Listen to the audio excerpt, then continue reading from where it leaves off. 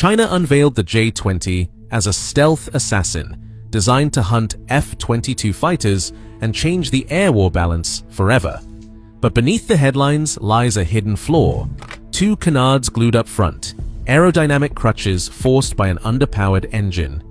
They promise lift, but they shout on radar. Why did China sabotage its own stealth ambitions at the very nose? The answer begins with an engine problem. No amount of propaganda can hide.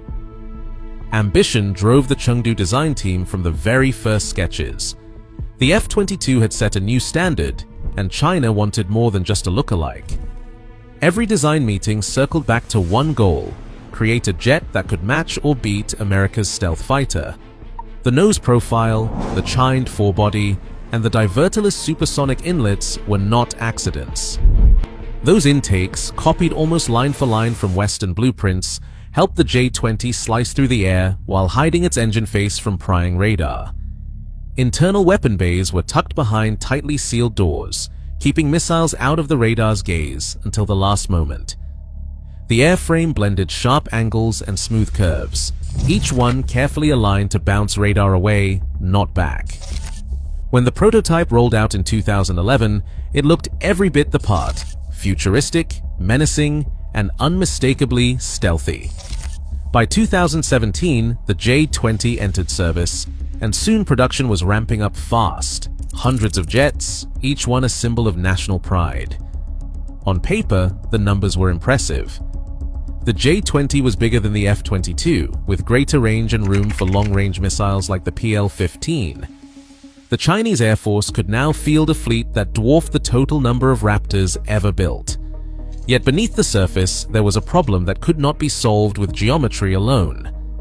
The engine, the heart of every fighter, remained a stubborn weak link. That flaw would force the team into a compromise that no amount of clever shaping could hide. The J-20's designers faced a problem that could not be hidden with clever shaping or glossy press photos. Underneath the skin, the engine was simply not strong enough. Early prototypes relied on Russian AL-31F engines, a stopgap that signaled China's own WS-10 was not ready for prime time. When the WS-10C finally arrived, it promised 140 kilonewtons of thrust, but reality fell short. Western analysts noted the engine's visible smoke trails during public flights, an embarrassing tell at the Zhuhai Air Show, and a red flag for any propulsion engineer. In contrast, the F-22's Pratt & Whitney F-119 engine delivers 156 kilonewtons of thrust with afterburner, and does it with a clean, nearly invisible exhaust. That 16 kilonewton gap, the engine gap, does not just show up on a spec sheet. It means the J-20 cannot accelerate as quickly, cannot climb as hard, and struggles to maintain high speed without burning extra fuel. A heavy, stealthy airframe demands more than just raw power. It needs reliability and control at the edge of flight. The F-22's engine can vector its thrust, allowing the jet to pivot in the air without moving a single aerodynamic surface.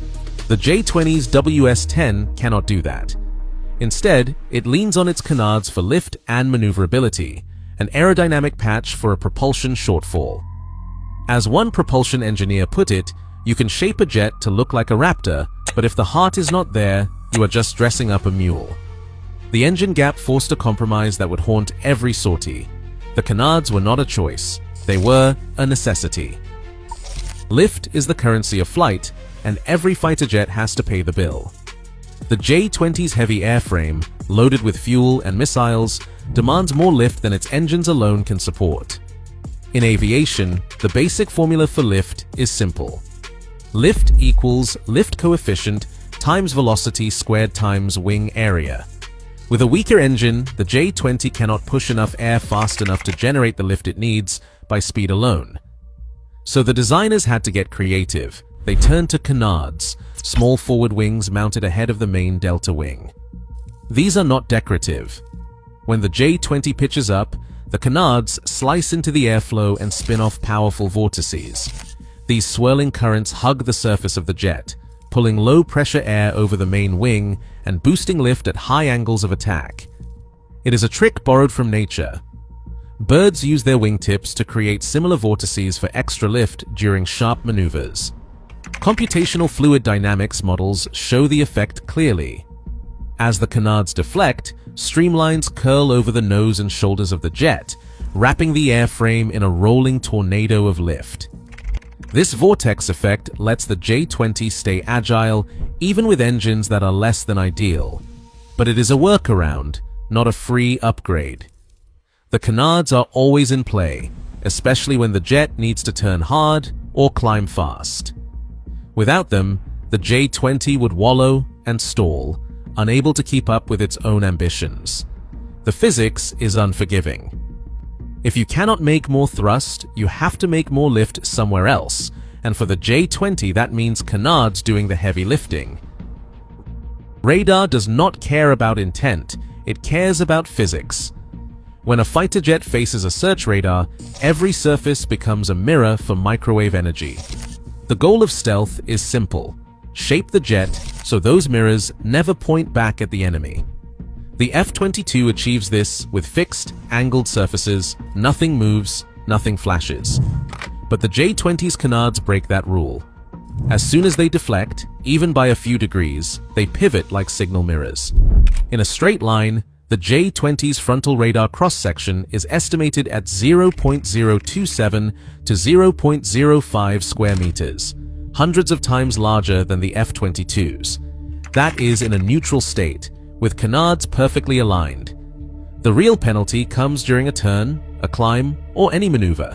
The canards swing, hinge gaps open, and the jet's signature pulses like a strobe. This is not just a static echo, it is a time-varying spike, a moving target for modern AESA radars to lock onto. Imagine shining a flashlight in a dark room. The F-22 is like a mirror angled so the beam glances away. The J-20's canards, when they move, catch that beam and throw it straight back at you. For a few heartbeats, the jet lights up, visible to any radar operator watching for a flash. Engineers call this the canard flash. In simulations, even a modest deflection can produce a spike that stands out against the background noise. The effect is strongest from the front, right where most threats are looking. No amount of radar-absorbent paint can fully hide the sudden glint from a moving metal surface. The J-20's designers tried serrated edges and clever software, but the laws of reflection remain. Every time those canards move, the mighty dragon risks being seen. A fighter's silhouette isn't the only thing that matters in a modern war. What matters is who fire first, and from how far away. The J-20 was never designed to tangle in a swirling dogfight with an F-22. Its doctrine is built on distance. The Chinese Air Force calls it the tip of the spear for beyond visual range combat. At the heart of this strategy sits the PL-15 missile. On paper, it is a monster, an active radar homing weapon with a range that Chinese sources claim exceeds 200 kilometers. That puts tankers, AWACS, and even fighters at risk long before they can see the J-20 with the naked eye. The missile's data link lets it take mid-course updates from ground stations, airborne radars, or even other J-20s, turning the jet into a node in a much bigger network. Western analysts do not dismiss this threat. The PL-15's two-stage motor and active seeker are designed to outrange the AMRAAMs carried by American and Allied fighters. In a world where the first blip on a radar screen could be your last warning, the J-20's ability to launch a missile from standoff range cannot be ignored. In training scenarios, Chinese pilots practice coordinated strikes, using data links to combine sensor feeds and push targeting information to the shooters. The J-20 does not need to be the best dogfighter in the sky to be dangerous. If it can remain unseen until it launches, its prey might never get a chance to respond. But there is a catch. Stealth is what lets a sniper fire first. The moment the J-20's canards move, its low observable cloak slips. Modern AESA radars, like those on the F-22 and F-35, are tuned to spot these fleeting flashes, the telltale signature of a jet that is supposed to be invisible. The J-20's sniping doctrine is only as strong as its ability to stay hidden. The canards, forced into the design by engine limits, threaten to betray it at the worst possible moment. In a close-range fight, The difference between theory and reality comes into focus. F-22 pilots train for the merge, the moment when two jets pass so close that stealth, speed, and reflexes collide. In this arena, the smallest detail can tip the balance from hunter to hunted. The F-22 enters with its thrust vectoring nozzles ready. Instead of swinging control surfaces into the wind, the Raptor bends its exhaust, pivoting the jet's nose with invisible force. The airframe stays smooth, every panel locked down, every surface angled to scatter radar energy away. To enemy sensors, the Raptor barely flickers. A ghost in the sky. The J-20 faces a harder choice. To keep up in the turn, its canards must move.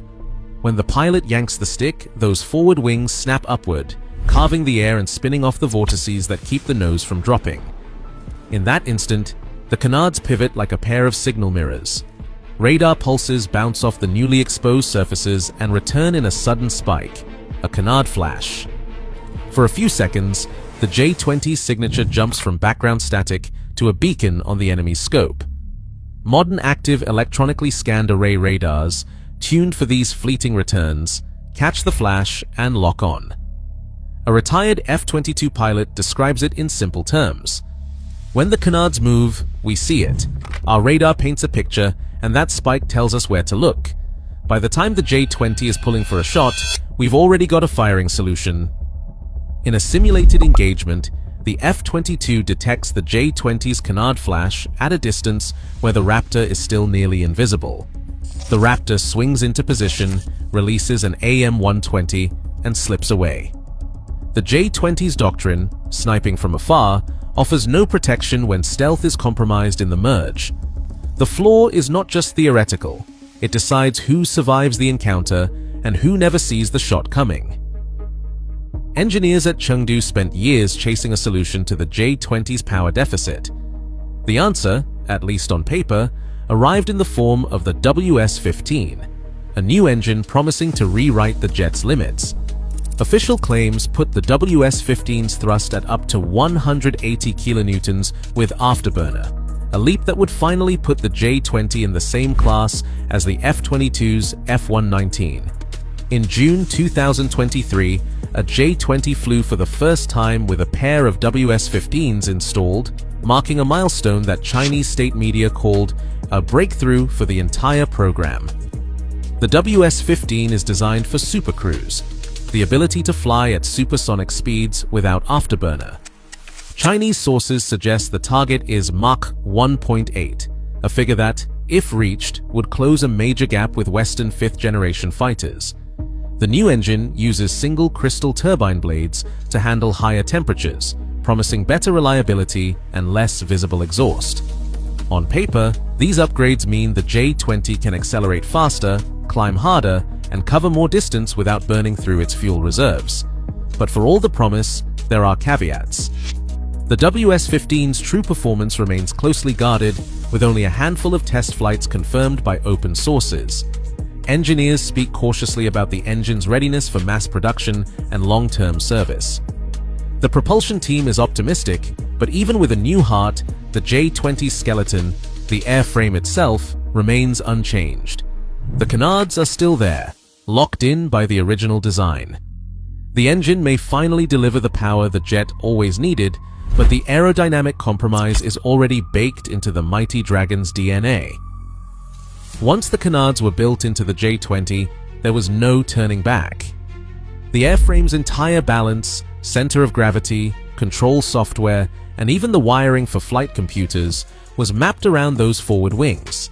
Removing them would mean gutting the jet down to its bones and starting over. Every production line in Chengdu is calibrated for this layout. The digital flight control system is tuned to the unique dance between canards and delta wings, managing airflow and stability at the edge of the envelope. Even the radar and sensor placements buried deep in the nose rely on the canard's lift to keep the jet level during high G maneuvers. The WS-15 engine finally promises the power that engineers wanted from the start, but it arrives too late to rewrite the basic blueprint. Retrofitting the fleet is not just a matter of swapping out engines. The canards are part of the J-20's DNA. Without them, the jet would need a new center of gravity, new control surfaces, and a complete avionics overhaul. It is a design chain reaction. One link changes and the whole structure demands a rethink. China's commitment to this configuration is absolute. By 2025, more than 300 J-20s are already in service. Forecasts point to a fleet of 500 by 2030, each one stamped with the same Canard Delta signature. Every new jet rolling off the line carries the legacy of that original compromise. For the next generation of pilots, the Canards are not an option. They are a permanent feature, a visible reminder of a decision made years ago. The J-20 will fly in these colors for decades, locked into a path shaped by the physics of lift and the realities of mass production. Right now, the J-20's canards remain a signature, proof that physics, not ambition, sets the limits of stealth. As China fields more mighty dragons, every radar sweep in the Pacific turns that design choice into a real-time vulnerability. In air combat, visibility isn't just physics, it's survival. Sometimes, the flaw you can't hide is the one that decides the future. What's your take? Drop it in the comments.